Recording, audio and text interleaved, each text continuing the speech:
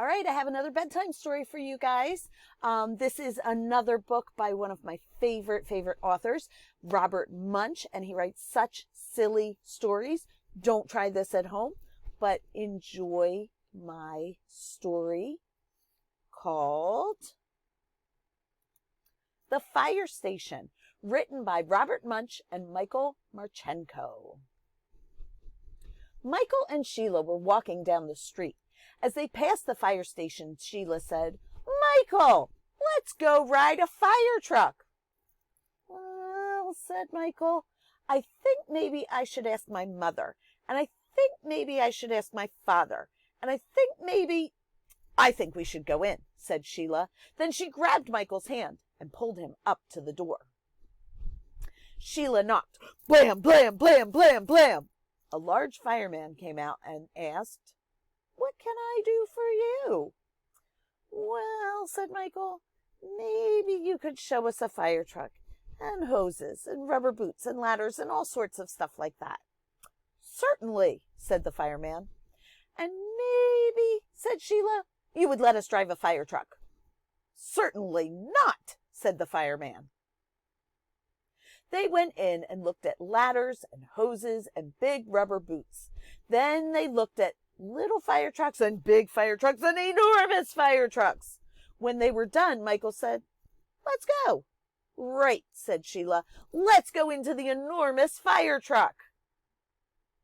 While they were in the truck, the fire alarm went off. Clang, clang, clang, clang, clang. "Oh, no," said Michael. "Oh, yes," said Sheila. Then she grabbed Michael and pulled him into the back seat. Firemen came running from all over. They slid down poles and ran downstairs. Then they jumped into the truck and drove off. The firemen didn't look in the back seat. Michael and Sheila were in the back seat. They came to an enormous fire. Lots of yucky colored smoke got all over everything. It colored Michael yellow, green, and blue. It colored Sheila purple, green, and yellow. When the fire chief saw them, he said, "What are you doing here?" Sheila said, "We came in the fire truck. We thought maybe it was a bus. We thought maybe it was a taxi. We thought maybe it was an elevator. We thought maybe—" "I think maybe I better take you home," said the fire chief. He put Michael and Sheila in his car and drove them away. When Michael got home, he knocked on the door. His mother opened it and said, "You messy boy! You can't come in and play with Michael. You're too dirty."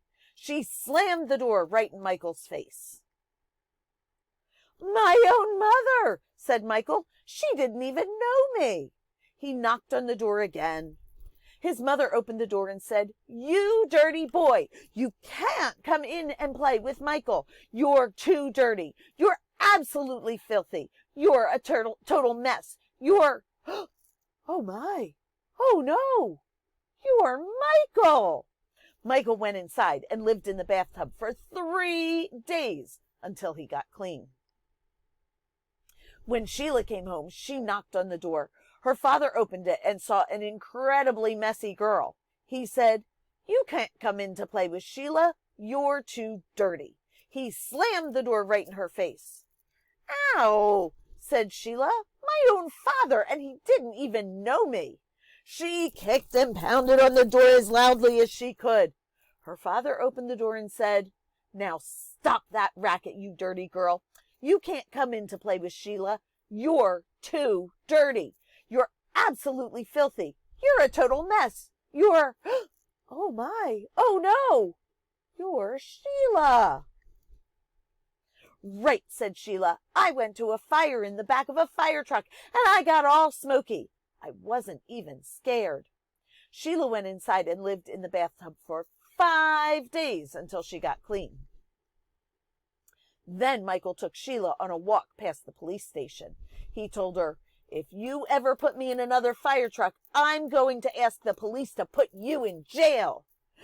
"Jail?" yelled Sheila. "Let's go look at the jail. What a great idea." "Oh no!" yelled Michael, and Sheila grabbed his hand and pulled him into the police station. The end.